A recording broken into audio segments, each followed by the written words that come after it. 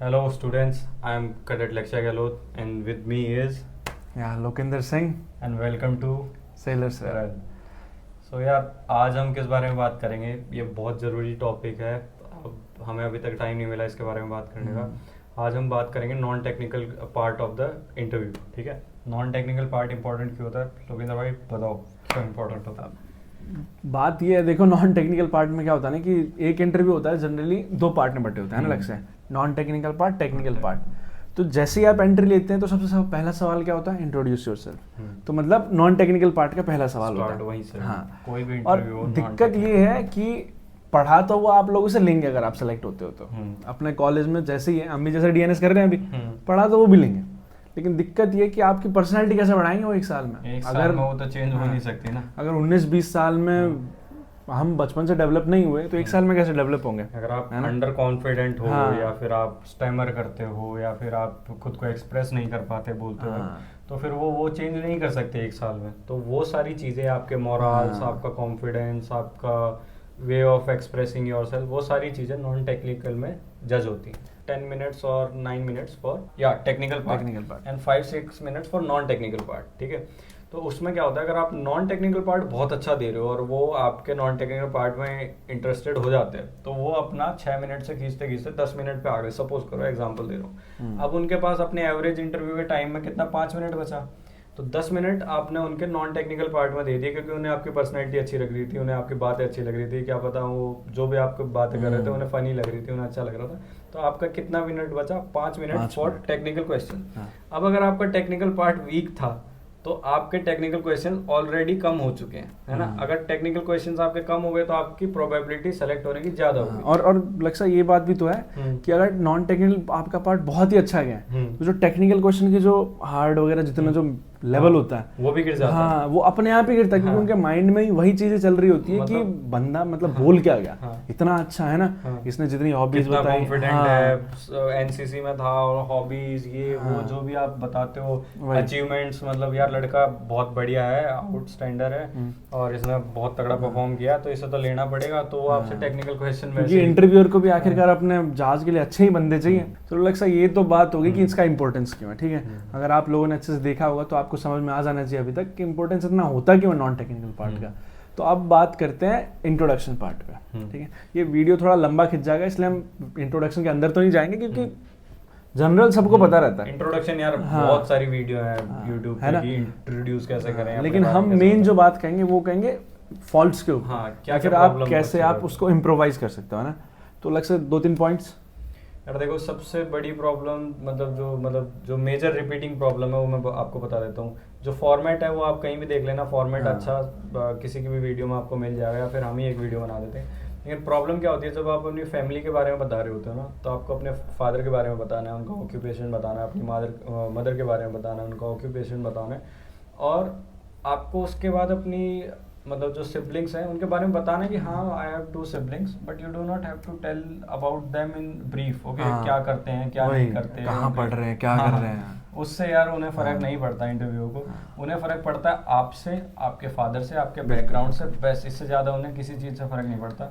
और जो family part जो आपने कहा, जैसे उसमें हम एक और चीज क्या ध्यान रख सकते हैं कि जो हम मदर को डिस्क्राइब करते हैं, ठीक है, so don't say my mother is a house maker और होम मेकर। ठीक है, आप उसको ना कुछ ऐसे सेंटेंस या वर्ड कंस्ट्रक्ट कीजिए, like we can say Lakshya and I have said that कि my mother she is a supportive pillar of my family. ठीक है, और अगर योर मदर सी जो डज अ जॉब आल्सो है ना, तो सपोर्टिव पिलर के बाद आप कह सकते हैं and she does this job, है ना। अगर नहीं है, सी इज लाइक घर संभालती हैं, you can just say that my mother she is a supportive pillar of my family. ठीक है, अब ये शी इज इंपॉर्टेंट यार। You have to, if you give us such a answer, it will show that you are very gender not, you are not gender biased, you are support gender equality, that is very important in today's time and all those things. Mother की अब importance पे तो जा नहीं सकते क्योंकि मुंह से बयान नहीं हो सकते। ठीक है, सो अब उसके लिए तो बहुत लंबा वीडियो चल जाएगा। तो अब हाँ, नेक्स्ट पॉइंट यार, next point I will come to achievements. Achievements में जनरली बच्चे क्या करते हैं लोकेंद्र,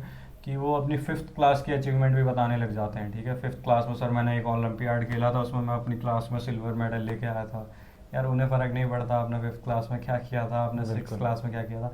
हाँ, अगर आपने 7th क्लास में कोई बहुत बड़ी अचीवमेंट करी थी, जैसे आपने नेशनल गेम्स में गोल्ड लिया था, या फिर आपने बहुत बढ़िया कोई अच्छा काम किया था जिसकी वजह से आपको सीएम ने पीएम ने किसी ने कोई मेडल दिया हो, एज सच कोई थिंग, तो आपको मेंशन करनी है। अगर नहीं है तो यार अपना प्रेजेंट मतलब आज से 3 साल पहले तक की जितनी भी आपकी बढ़िया अचीवमेंट्स हैं वो सब बताओ, ताकि आपका जो इंट्रोडक्शन पार्ट है वो बहुत लंबा ना जाए। हाँ, और ये एस्पिरेंट्स अगर कोई देख रहा जो ये सोच रहे हैं ना कि ऐसा क्यों, तो ऐसा इसलिए होता है ना कि लाइक से जनरली हम क्या करते हैं, जो चौथी पांचवी हमने कुछ खेला भी होगा तो उससे हम इतना कुछ सीखते नहीं है। मेनली हमारे गेम्स स्पोर्ट्स से क्या होता है, जो हम क्वालिटी सीखते हैं ये अपना हम रिसेंट में ही सीखते हैं, जो 11 टाइम हो गया है ना 12th, इन्हीं चीजों में हम सीख पाते। अब ये तो हो गया अचीवमेंट्स की बात। अब लक्ष्य अगला यार एक और पॉइंट लास्ट में, देखो क्या करते हैं ना, कई बच्चे पूरा इंट्रोडक्शन बहुत अच्छे से देते हैं और कई लोग ये बात आपको बताते भी नहीं है, लेकिन लास्ट में जो भी आपका इंट्रोडक्शन है लास्ट में उसमें आपको, तो you have to tell them what you bring to the table, that's why you do not have to tell that you are better than other people, but you have to tell them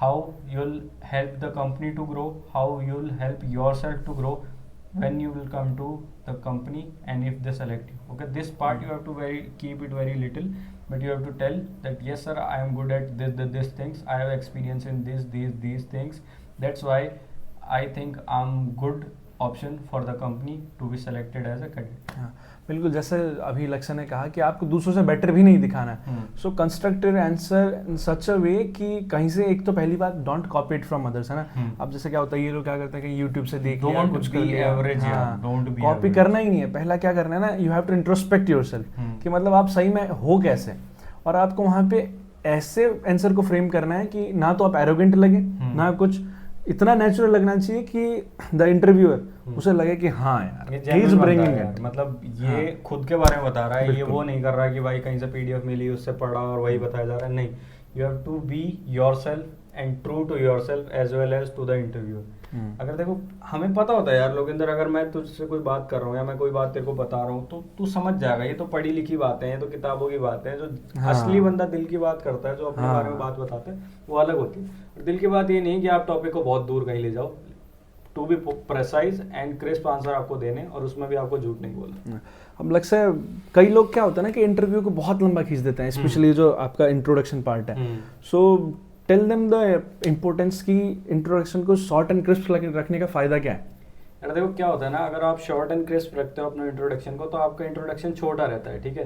कई बार अगर आपने बहुत लंबा खींच दिया तो interviewer का दिमाग ऐसा हो जाता है कि यार ठीक है बोल रहा है, वो आप पे ध्यान देना बंद कर देता है। तो जो भी आपके इंपॉर्टेंट पॉइंट्स होते हैं जिन पे उन्हें ध्यान देना चाहिए था, जैसे सपोज करो आपने इंट्रोड्यूस किया, sir I am this and I have passed from there this college this school at with this percentage, और ये वो करके अब आप आए फैमिली पार्ट पे, आपने फैमिली पार्ट बहुत ऊंचा खींच दिया।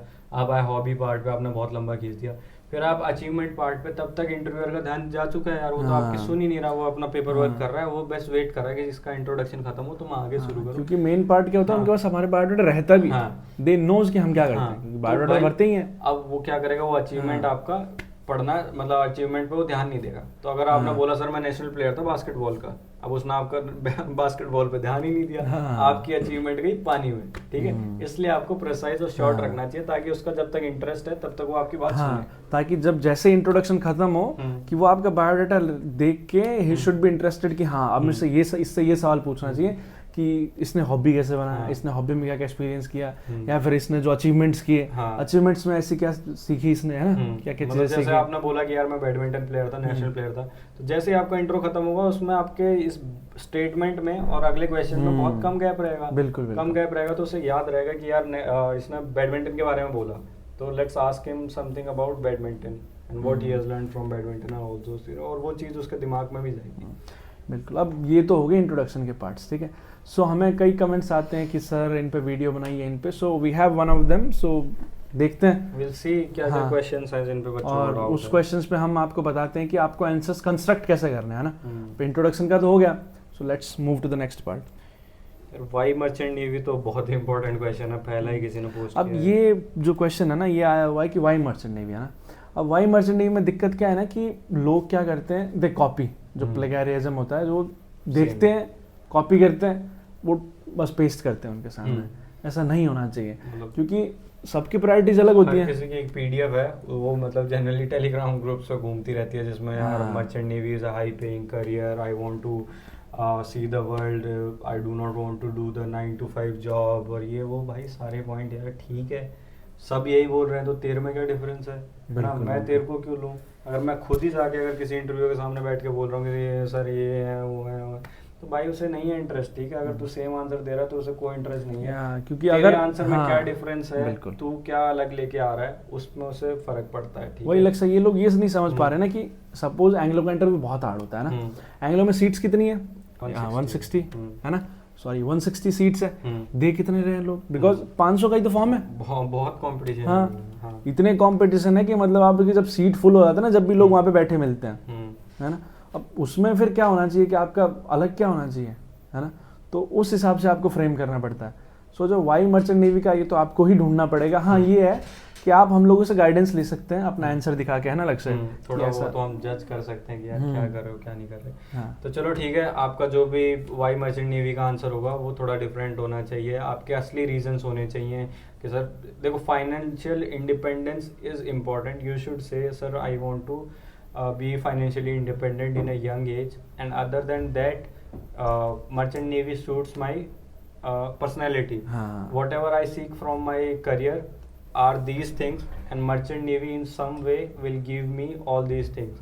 For some people merchant navy might be a hard career and all those things, but my personality suits merchant navy in such ways, so I want to pursue this career. So, आप अपना answer बना सकते हैं। सो लक्ष्य next question. यार अगला question है strength and weaknesses, ये भी बहुत क्वेश्चन और जो वही बात है, ये मैं इस पर कहना चाहूँगा कि स्ट्रेंथ और वीकनेस में क्या होता है ना कि स्ट्रेंथ हम बना लेते हैं। हाँ, स्ट्रेंथ तो यार आपको पता होगी ऑलमोस्ट हर किसी ने आपको कहीं ना कहीं प्रेज किया होगा, तो आपको पता होगी कि आप किस चीज में अच्छे हो। अब मेन बात आती है वीकनेस की। तो पहला पॉइंट मैं कहना चाहूँगा कि वीकनेस आपको डीप भी जाने की जरूरत नहीं है। वीकनेस सो होता भी तो भी चल जाता है ना, लेकिन फर्क किस चीज से पड़ता है कि आपने वो जो सो आपका वीकनेस है उसको ओवरकम करने के लिए क्या किया है। हाँ, मतलब अगर आप अपनी स्ट्रेंथ भी बता रहे हो तो उसको भी आपको एक्सप्लेन करना है कि यार मैं बोल रहा हूँ मैं I have good leadership quality, तो आई विल एक्सप्लेन कि sir I am saying that I have leadership qualities because I was a head boy और I have led this team और such way. Okay, you have to explain just a little, not too long. And talking about weaknesses, अब अगर आपने बोल दिया कि यार I have anger issues, तो यार ये बहुत ज्यादा नेगेटिव पॉइंट हो गया, ठीक है? कोई नहीं चाहता कि उनके वेसल पे एक बंदा हो जिसे एंगर इश्यूज है और वो हर किसी से लड़ रहा है। तो अपना वो जो वीकनेसेस हैं उनका ध्यान रखना, ऐसे पॉइंट्स लो, मतलब उसे ऐसे फ्रेम करो कि आप जो कहना चाहते हो वो कह भी पाओ और वो बहुत ज्यादा नेगेटिव भी ना लगे। बिल्कुल। और अगर आप कह भी रहे हो कि यार मेरे को ये वीकनेस है, मैं स्टैमर करता हूँ, मेरी इंग्लिश वीक है, या फिर मैं कई बार कॉन्फिडेंस लूज कर देता हूँ किसी के सामने बात करने में, या पब्लिक स्पीकिंग में मेरे को प्रॉब्लम है, तो you have to tell them as well that how you are coping up with it. Okay, लेकिन जैसे अभी लक्ष्य ने कहा कि कॉन्फिडेंस थोड़ा वीक है ना, मैं स्टैमर करता हूँ कभी कभी इंग्लिश बोलने में, सो उन्हें बता दो कि सर यार to overcome this I have been trying to speak in front of mirror, I have been trying to speak to myself whenever I am alone. उसमें मैं बातें करता हूँ खुद से, उनमें मैं अपने आप को क्वेश्चन पूछता हूँ, कुछ भी मतलब जो आपने रियली में किया है, सो हो जाएगा ये पार्ट, ठीक है? अगले क्वेश्चन पे चलते हैं। यार अगला क्वेश्चन है why we should hire you. हाँ, ये तो लक्ष्य ने इंट्रोडक्शन में कह दिया था कि what you bring to the table, है ना? देखो why we should hire you, they will ask you यार देखो क्या है कि why should I hire you over other cadets that has come here. तो जनरली बच्चे क्या करते हैं, sir I am better than them, I am this, I am that. This shows your overconfidence, arrogance that you think you are better than other people. So generally people who think they are better than other people make mistakes while making decisions. हाँ, तो इसमें मैं add करना चाहूँगा लक्ष्य, इसमें क्या दिक्कत होता है ना कि जो हमारा मर्चेंट नेवी लाइन है, it's a whole life learning process है ना, आप लर्न ही करना है। सो किसी ना किसी पॉइंट पे आप चाहे कैप्टन बने, उसके बाद भी एक्स्ट्रा मास्टर्स होते हैं, हम किसी ना किसी के अंडर रहते ही हैं। सो हमें लर्निंग एबिलिटी तो होनी ही चाहिए, तो उसके लिए वी डोंट नीड एरोगेंस, है ना? आप अगर हो तो आपको ये है सीखना कब है, सीखना कैसे है। बिल्कुल इन आवर करियर। ओके, तो अब क्वेश्चन पे वापस आते हैं। देखो स्पोर्ट्स में हो तो आपके पास डिसिप्लिन है, आपके पास वे ऑफ लीडिंग पीपल है, आपके पास क्या स्पोर्ट्समैनशिप है, ये सब चीजें आपको कैसे एक अच्छा कैडेट बनने में हेल्प करेंगी, या फिर आपको कैसे कंपनी को ग्रो करवाने में हेल्प करेंगी, वो सब चीजें आपके इस आंसर में आपको बतानी है। सर मैं ये सारी चीजें I bring these things to the table, that's why I think I should be selected over other cadets. If someone is doing better than me, if he possesses all these qualities that I possess, I think he should get the chance. But for me, I think these are the qualities that should be brought to the table. हाँ, अब दिक्कत ये ना लक्ष्य कि हम लोग क्या करते हैं कि सब चीज़ वही बात है, फिर मैं रिपीट करना चाहूँगा कि हम लोगों को देखते हैं और उन्हीं से कॉपी करना चालू करते हैं। कॉपी मत करो। First introspect yourself. हम सब में कुछ ना कुछ क्वालिटीज होती हैं। अरे आपने कुछ अचीवमेंट नहीं लिया, कहीं नहीं खेला, लेकिन फिर भी हमारे मचंडी में है ना कुछ तो होगा ना यार। तो उनके अंदर भी तो कुछ ना कुछ होगा, वो भी तो कुछ ना कुछ ढूंढ के ही आएंगे कि हाँ यार इतनी क्वालिटीज हैं मेरे अंदर, कुछ तो अच्छा है। हम क्या मानते हैं, कोई बुरा नहीं होता। हर किसी में कोई ना कोई क्वालिटी होती है। वो क्वालिटी अपनी ढूंढो कि आप किस चीज़ में अच्छे हो, आप किस चीज़ के थ्रू अपने डीएनएस या फिर अपने कैडेटशिप में एक अच्छा इम्पैक्ट डाल सकते हो, कंपनी को कैसे ग्रो करवा सकते हो, या क्या है आप में जो डिफरेंट है। वो सब चीज़ें यार जरूर खुद में देखो, बैठो। और we have free mock interview sessions also. आप कंस्ट्रक्ट कीजिए, है ना। अगर फिर भी समझ में नहीं आता, जॉइन अस, तो आप हमें आंसर दिखाइए कि सर हम थोड़ा बहुत क्या बेटर कर सकते हैं। Will definitely reply to that, don't worry. So that part, interview part, is generally dealt by us as well as Utkarsh. Utkarsh has completed a lot more companies than we have done, जिसका हमने video डाल रखा है, 4 to 5 companies, right? So his interview part is very good. Come to our interview channel. Even if you do not have time, join 2-3 sessions and learn things that will help you. We are not asking for any money. Yeah, that's simple. So next question will ask you, why not Indian Navy? Means generally people they ask why not Indian Navy, why you want to join Navy. यार भाई बात simple है, ये सवाल है ना, it's not asked to everybody, but ये सवाल लक्ष्य उनसे पूछा जाता है जो कभी डिफेंस के एक्सपीरियंस थे। हाँ, मतलब कोई एनडीए देना चाहता था। हाँ, तो वहाँ डिफेंस का एक्सपीरियंस छोड़ के आप इधर क्यों आए हो? सो फर्स्ट ऑफ ऑल अगर आप इसका आंसर कंस्ट्रक्ट करते हैं तो पहले तो you can generally genuinely just tell them जो आपके साथ हुआ हो, जिसके कारण आप नहीं जा पाए, है ना। अगर आप फिर भी ऐसे हैं कि उन्हें छोड़ के फिर भी इधर आ रहे हैं, शिफ्ट हो रहे हैं, then my second suggestion is you have to know inside and out of merchant navy also and Indian navy also. आप उन्हें फिर डिफरेंस बता सकते हैं कि सर ये हाँ, और ये जो डिफरेंस है ये मेरे को ज़्यादा पसंद आया, इसलिए मैं मतलब अगर देखो कई चीज़ें होती हैं, जैसे सैलरी एक डिफरेंस है, एक्सपोजर एक डिफरेंस है, और आपको डिफरेंट नेशनैलिटीज और ये सब, वो सब आप देख लेना। मतलब आप मर्चेंट नेवी को एक बार इनसाइड आउट जानिए तो you will get the answer. When you will know why you are going to merchant navy, then only you can answer why you are not going to Indian navy. Okay, and going to other question. हाँ, so अगला यही है कि what more questions have been asked to us or my batchmates, है ना, जो synergy में भी हमारे साथ बैठे हैं, तो ऐसे क्या सवाल हो सकते हैं? लक्ष्य, you want to enlighten on that? यार देखो कई बार वो आपके फादर के प्रोफेशन के बारे में काउंटर क्वेश्चंस करते हैं। मतलब जैसे आपने बताया कि my father is a businessman. Business is a field where you can earn much more than you can earn in merchant navy if you do it well. So they'll ask you why you are not going in his business, why do you not want to excel in his business, grow his business and all those things.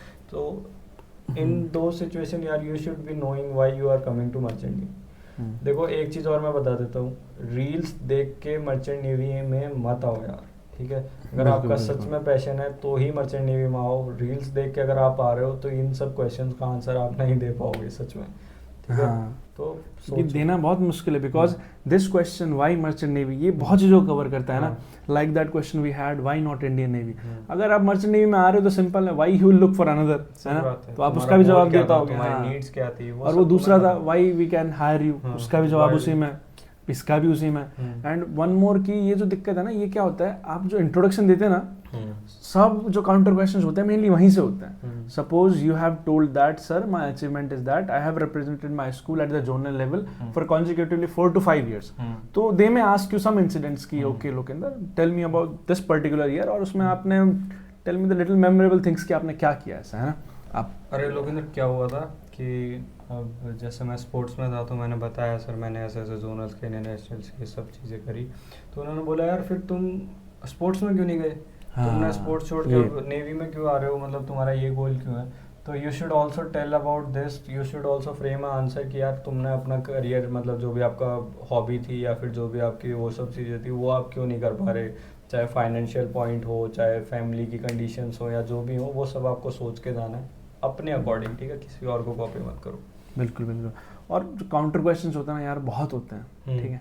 सब introduction के part पे ही होते हैं कि आपने ऐसा क्या किया, क्या नहीं किया, वही वीकनेस अगर है तो काउंटर करने के लिए क्या किया, स्ट्रेंथ है तो कैसे बनाया, और हॉबी है, like suppose you have a hobby of reading books, कौन कौन से जॉनरे पढ़ते हैं आप, you read biography, you read mythological, या फिर आपको ट्रू बेस्ड स्टोरीज पसंद है, क्या पसंद क्या है आपको, है ना, उसमें आपने अगर कुछ पढ़ा है, सो कौन कौन सी चीज़ें आपने सीखी हैं, ये सब भी जो होते हैं काउंटर क्वेश्चंस होते हैं। If you are genuine about that, या आप आंसर कर सकते हैं बड़े आराम से, बिल्कुल।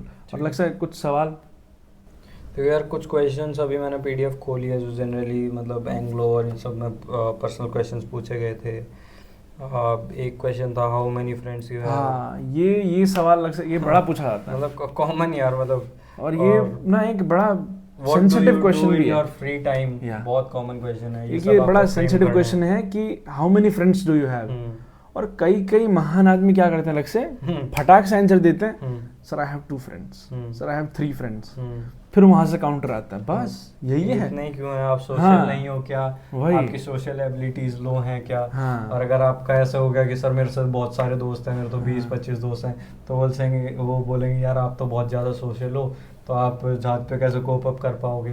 तो ये सब चीज़ें सोचना, और इसका आंसर ना हम दे सकते हैं, बहुत अच्छा दे सकते हैं, ऐसा नहीं, it's just that we will not give you in this video, क्योंकि ये सब जो चीजें आपको खुद फ्रेम करनी पड़ती हैं। मतलब कई लोग आप अपने बारे में सोचो, क्यों आपके इतने दोस्त हैं, और अगर हैं तो क्या सच में आप जहाज पे कोप अप कर पाओगे। क्योंकि इसमें इंटरव्यू क्या होता है ना, इंटरव्यू आपकी पर्सनैलिटी को चेक करता है, ठीक है। और पर्सनैलिटी अगर आपने अभी तक ये सोचा ही नहीं है कि यार मैं इतना सोशल अगर अपनी रियल लाइफ में हूँ, तो क्या मैं शिप पे इतना सोशल रह पाऊंगा, क्या मैं सच में मतलब इतना कोप अप कर पाऊंगा। बिल्कुल। तो वही चीज़ें आपकी पर्सनैलिटी में अगर सच में हैं, आपने वो सब चीज़ें सोची हैं, तो आप जरूर ये जवाब दे पाओगे। अब लगता है 2-3 और सवाल। Tell me about your city, बहुत कॉमन क्वेश्चन है यार, आपको अपनी सिटी के बारे में पता होना चाहिए, 3-4 चीज़ें, फैक्ट्स एंड ऑल दोस्त थिंग्स। इसका तो हम आंसर खुद कंस्ट्रक्ट नहीं कर सकते हैं ना, ये तो फैक्ट है, आप देखिए and just learn about it. Why the particular company you want to join, तो research about that company from tip to top, okay. कब बनी, कब फाउंड हुई, कौन सीईओ है, कितनी हिस्ट्री रही है, कितने टैंकर्स मतलब कितने वेसल्स हैं, वो सब चीज़ें। बिल्कुल। वीडियो लंबा ही होता जा रहा है एंड या अब आप इस यहाँ तक टिके होंगे तो you must have benefited a lot. So जाने से पहले 1-2 क्वेश्चंस। एक और यार देखो, जो भी हमने बताया बहुत कम क्वेश्चंस थे, बहुत सारे और क्वेश्चंस होंगे, हम ट्राई करेंगे और वीडियोस लेके आएँ। बट स्टिल अगर आप लोगों को ये सब क्वेश्चंस चाहिए हैं पर्सनल पार्ट के, तो join our Telegram channel and join our free interview sessions as well, where we provide the questions so that you can. If you have found this interactive sessions कि आपको दूसरे session से बहुत ही ज़्यादा अच्छा लगा है, ये वाले सेशंस जो होते हैं हमको ज़्यादा पसंद है। सो अभी तो थोड़ा लंबा खिंच गया, इसलिए टाइम शॉर्ट करने के लिए we are just cutting it. सो आपको फिर भी लगता है कि आप इतना ड्यूरेशन से कोई फर्क नहीं पड़ता है, और you can just message us, you can just comment on that कि हाँ, so we'll try to make more such sessions, क्योंकि we have lots of things, ठीक है, to tell you. So literally हमारे पास बहुत है, it's just का time short हो रहा है, इसलिए we are cutting it, ठीक है। Laksan, look in this thing, ठीक है, signing off, okay, thank you.